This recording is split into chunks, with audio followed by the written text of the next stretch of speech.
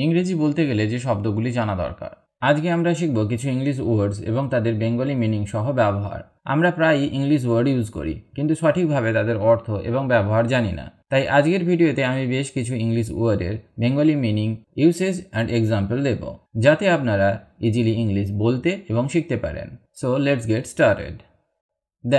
That মানে সেই বা ওটা।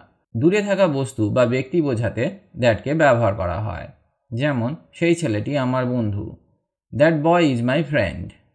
That boy is my friend. ওটা আমার phone. That is my phone. That is my phone. These মানে এইগুলো। নিকটবর্তী একাধিক বস্তু বা ব্যক্তি বোঝাতে দিজকে ব্যবহার করা হয়। যেমন, এই ফুলগুলো সুন্দর। These flowers are beautiful. These flowers are beautiful. এই বইগুলো আমার। These books are mine. These books are mine. Those মানে সেইগুলো বা ওগুলো। দূরে থাকা একাধিক বস্তু বা ব্যক্তি বোঝাতে দোজকে ব্যবহার করা হয়।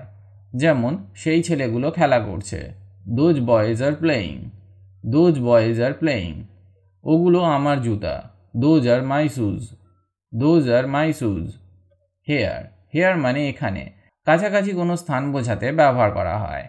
যেমন, আমি এখানে থাকি। I live here. I live here. তোমার বইটি এখানে আছে। Your book is here. Your book is here. There মানে সেখানে। দূরের কোনো স্থান বোঝাতে দেয়ারকে ব্যবহার করা হয়। যেমন, সে সেখানে দাঁড়িয়ে আছে। He is standing there. He is standing there. তোমার ব্যাগটি সেখানে আছে।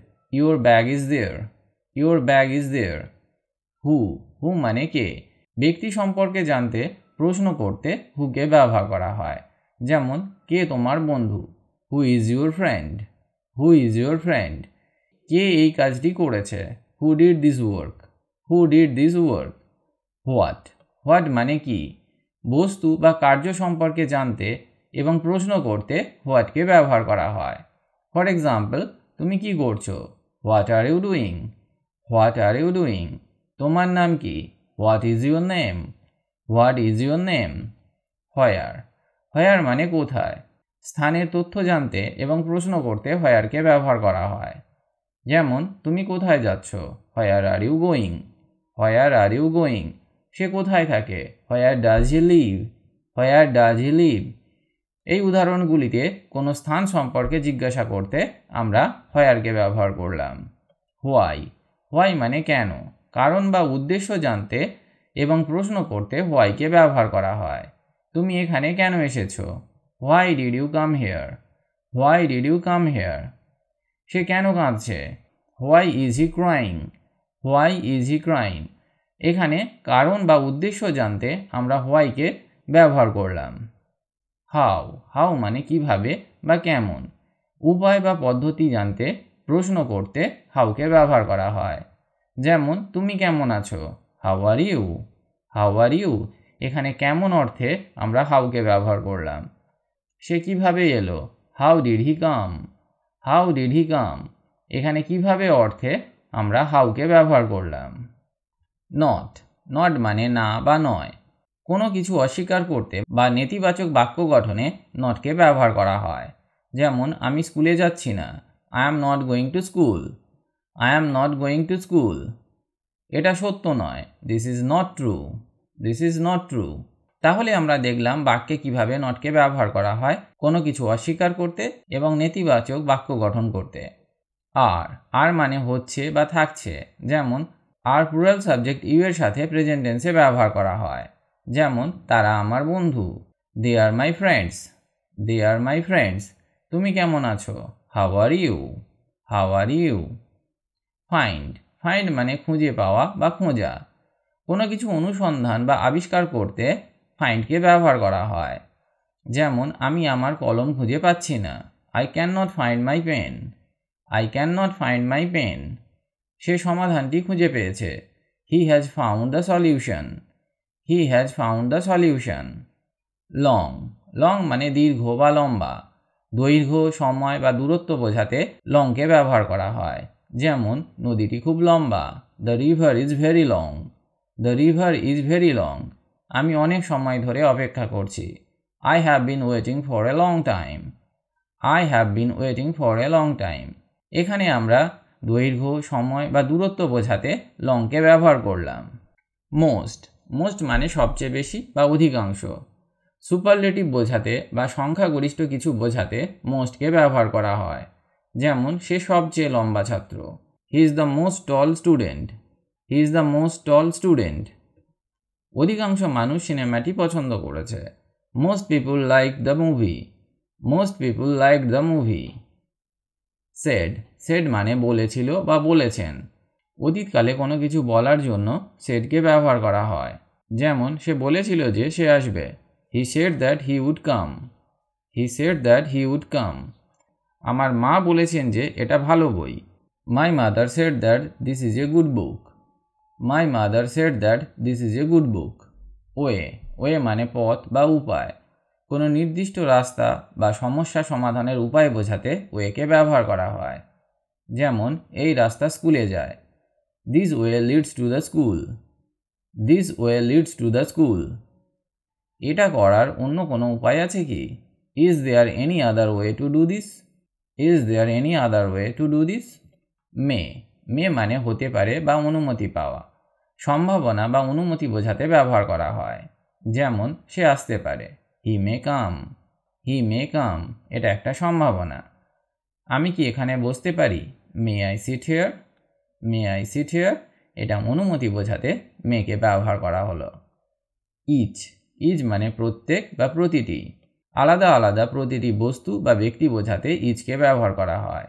ফর এক্সাম্পল, প্রত্যেক শিক্ষার্থী একটি বই পেয়েছে, each student got a book, each student got a book. প্রতিটি ফুল সুন্দর, each flower is beautiful, each flower is beautiful. Just, just মানে কেবল, মাত্র, ঠিক এখন, এইসব বোঝাতে জাস্টকে ব্যবহার করা হয়।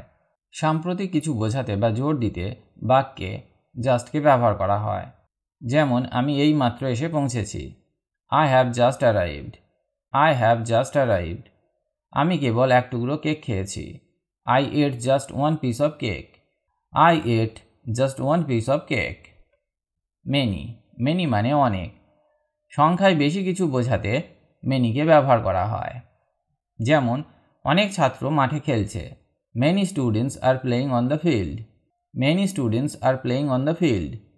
অনেক বই পড়া দরকার, you need to read many books, you need to read many books. Over, over মানে ওপরে বা শেষ হওয়া। কোনো কিছুর ওপরের অবস্থান বা কিছু শেষ হয়ে যাওয়া বোঝাতে ওভারকে ব্যবহার করা হয়। পাখিটি আমার মাথার ওপরে উড়ছে, the bird is flying over my head, the bird is flying over my head. খেলা শেষ হয়ে গেছে, the game is over, the game is over. From, from মানে থেকে। কোনো স্থানের সূত্র বা উৎস বোঝাতে ব্যবহার করা হয়। আমি বাংলাদেশ থেকে এসেছি, I am from Bangladesh, I am from Bangladesh. Say office থেকে ফিরেছে, he has return from the office, he has return from the office. Have, have মানে আছে বা করেছে।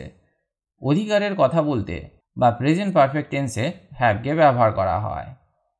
যেমন আমার একটি গাড়ি আছে, I have a car, I have a কার।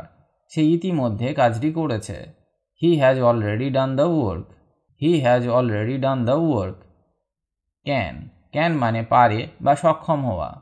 কোনো কিছু করার ক্ষমতা বা অনুমতি বোঝাতে ক্যানকে ব্যবহার করা হয়। আমি সাঁতার কাটতে পারি, আই ক্যান সুইম। তুমি কি আমাকে সাহায্য করতে পারো? Can you help me? For, for মানে জন্য বা উদ্দেশ্যে। কোনো ব্যক্তি বা বস্তু বা উদ্দেশ্যের জন্য ফরকে ব্যবহার করা হয়। এই উপহারটি তোমার জন্য, this gift is for you, this gift is for you. আমি তোমার জন্য অপেক্ষা করছি, I am waiting for you, I am waiting for you. If, if মানে যদি, শর্ত বোঝাতে ব্যবহার করা হয়। যদি বৃষ্টি হয় তাহলে আমরা বাইরে যাব না, if it rains we will not go outside, if it rains we will not go outside. যদি তুমি কঠোর পরিশ্রম করো তুমি সফল হবে, if you work hard you will succeed, if you work hard you will succeed. Often, often মানে প্রায়ই বা ঘন ঘন। কোনো কাজ নিয়মিতভাবে হওয়া বোঝাতে অফেনকে ব্যবহার করা হয়। যেমন সে প্রায়ই সকালে হাঁটতে যায়, He often goes for a walk in the morning. He often goes for a walk in the morning. আমি প্রায়ই এই রেস্টুরেন্টে খেতে আসি। I often come to this restaurant to eat. I often come to this restaurant to eat. Despite. Despite মানে সত্ত্বেও। কোনো প্রতিবন্ধকতা থাকা সত্ত্বেও কিছু হওয়া বোঝাতে despiteকে ব্যবহার করা হয়।